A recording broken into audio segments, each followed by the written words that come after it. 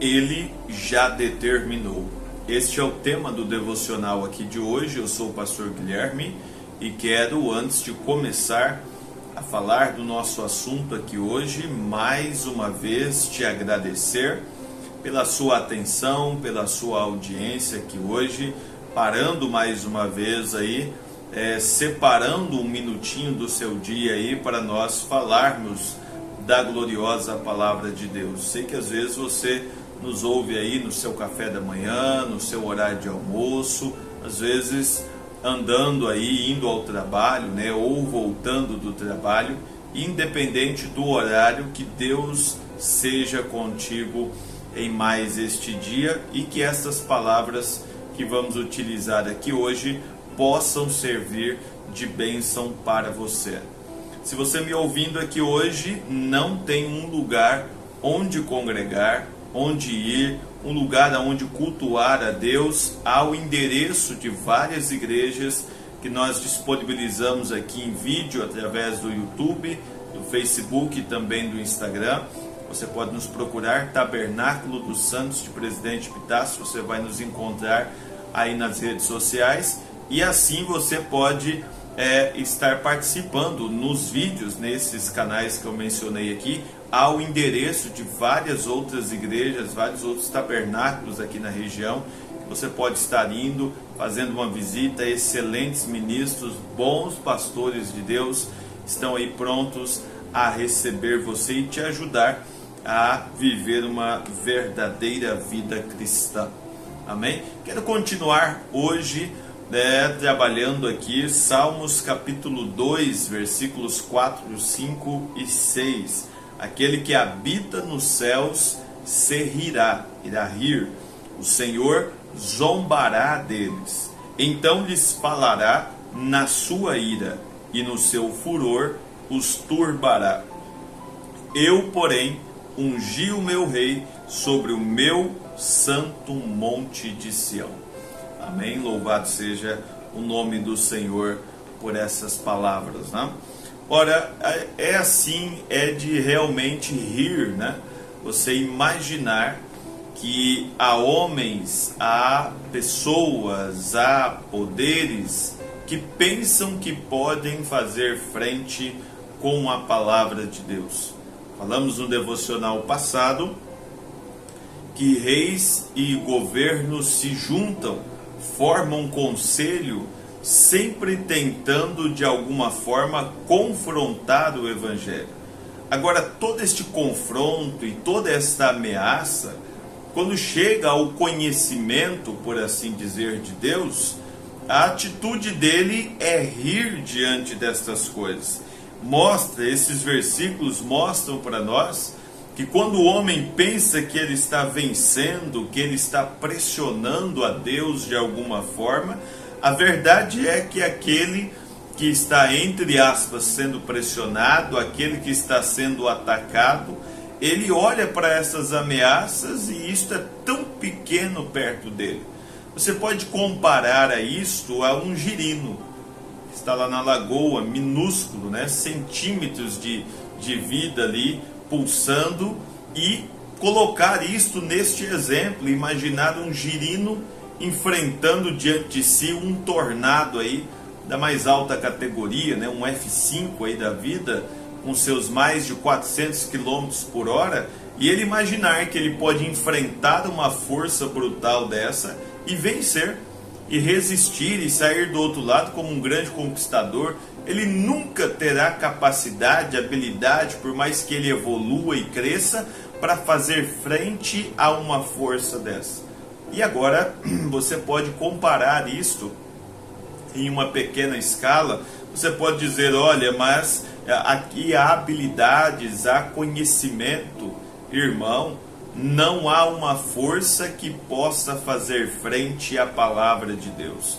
É triste quando o homem não pode entender isso.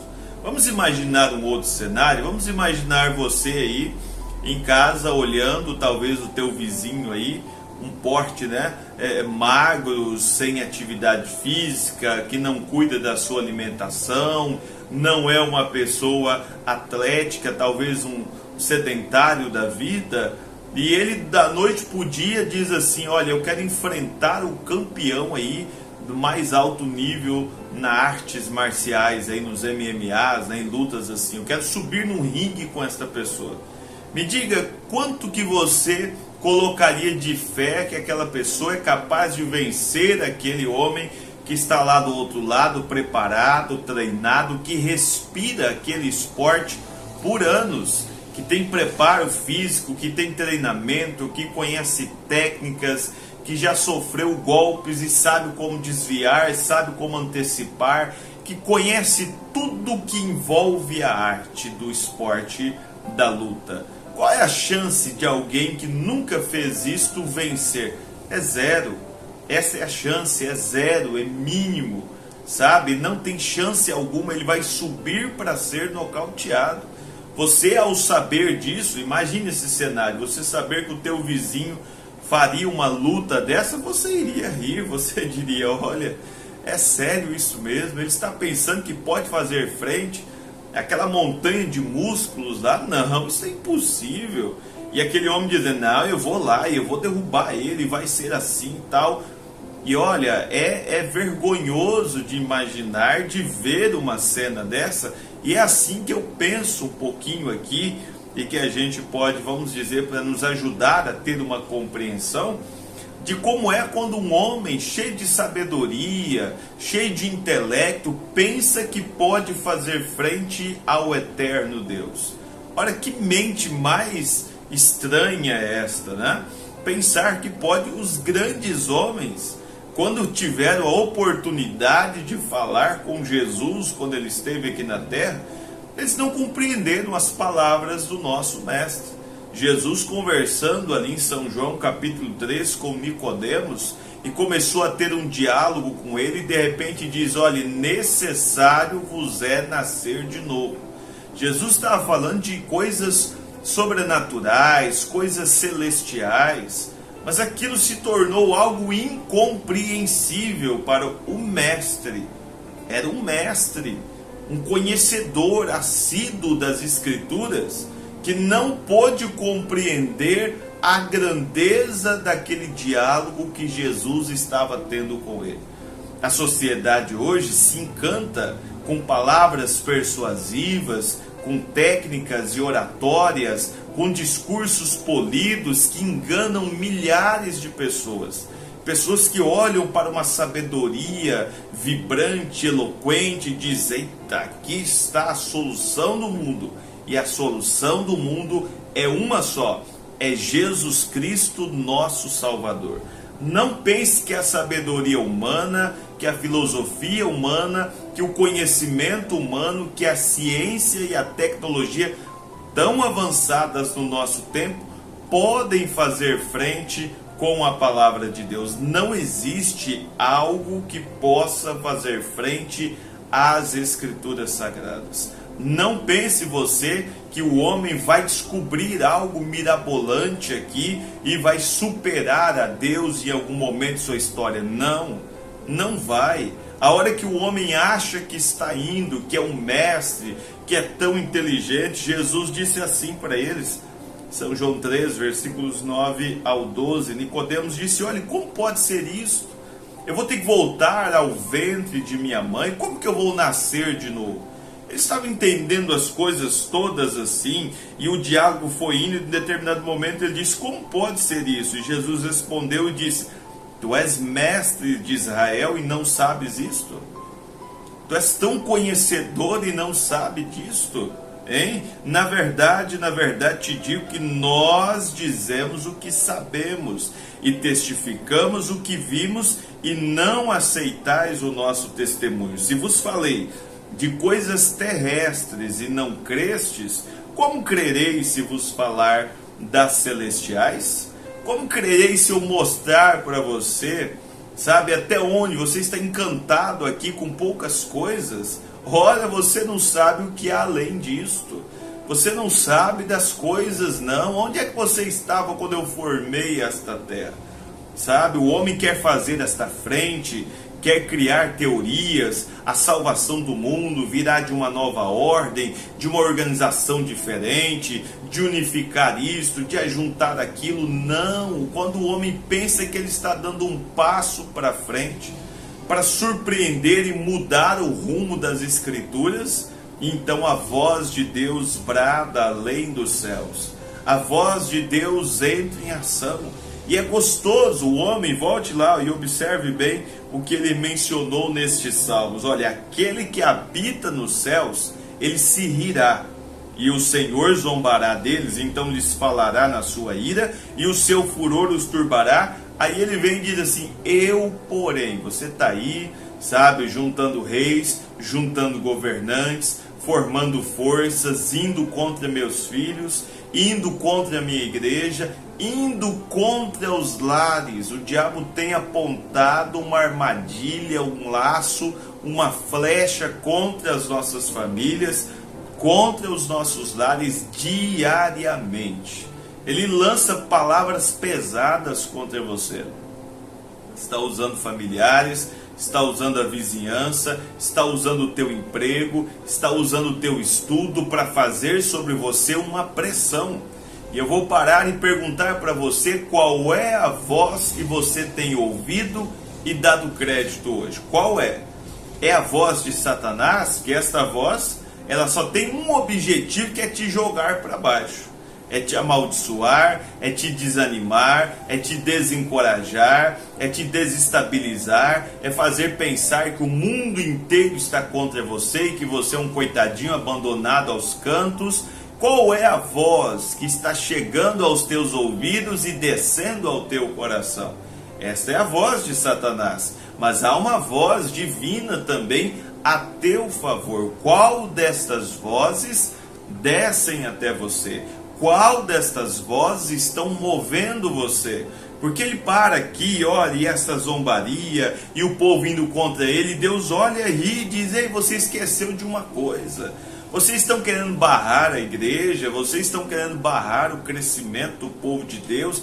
Já tentaram isto. Os romanos e as organizações passadas, sabe, as ordens passadas aí na história, tentaram barrar o cristianismo, mataram 64 milhões de cristãos ao longo da história, tentando silenciar o evangelho de Cristo, engessaram a igreja com credos e dogmas, pensando que estaria parando a igreja, mas esqueceram de uma coisa. Lá naquela visão na ilha de Pátimos, lá quando João recebia esta revelação, este apocalipse de Deus, lá naquele dia, estava determinado por Deus que haveria um tempo como este que estamos. Haveria uma era de Laodiceia, estava determinado a haver um povo vencedor nesta era. Um povo que não se inclinaria para as vozes diabólicas do dia, mas que creriam firmemente, fielmente em toda a palavra de Deus. Está determinado. Ele chamou você para isto, capacitou você para isto, chamou, preparou, capacitou você para viver neste tempo. Ora, o diabo pode investir contra o teu lar, pode investir contra a tua família, pode levantar aí as suas bandeirinhas, né, de contra e fazer os seus alardes, mas está determinado por Deus que haverá uma noiva neste tempo final. Haverá uma igreja especial, zelosa, haverá um povo zeloso de boas obras. Isso você não pode tirar isso. O diabo está aí fazendo todo o seu alvoroço, que ele sabe que a Bíblia é a verdade. Ele não pode ir contra a Bíblia. Qualquer outra ideia humana que surgir, é fácil de você enfrentá-la. Logo uma brecha aparece, então você tem como derrubar aquele castelo de areia. Mas não é assim com a palavra de Deus. Os céus e a terra vão passar, vão terminar, vão ruir sobre suas bases. Grandes governos já dominaram esta terra aos quais nós temos nossos pés aqui hoje. Muitos impérios gigantescos que tomaram conta de continentes, hoje estão soterrados debaixo da areia.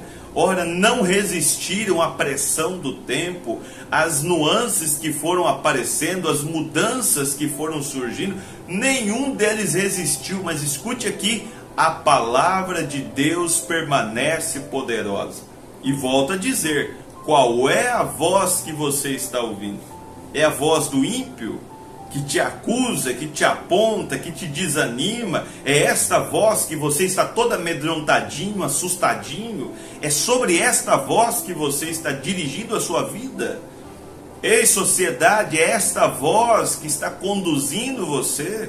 Ou é a voz do Altíssimo, que prepara, que fortalece, que é regozijo na hora da tribulação? Qual das vozes está chegando aí até você? Ele prometeu haver, prometeu colocar, prometeu que teríamos nesse tempo uma voz para olharmos, para observarmos, para seguirmos o exemplo, para tomarmos um rumo, sabe? Haveria aqui nesse tempo final um povo rejeitando a sã doutrina, mas haveria um povo amando toda a palavra de Deus. Não queremos partes da palavra. Eu gosto da Bíblia nessa parte, porque é tão bonitinho. Eu gosto dessa Bíblia nessa parte, porque me ensina a ser rico.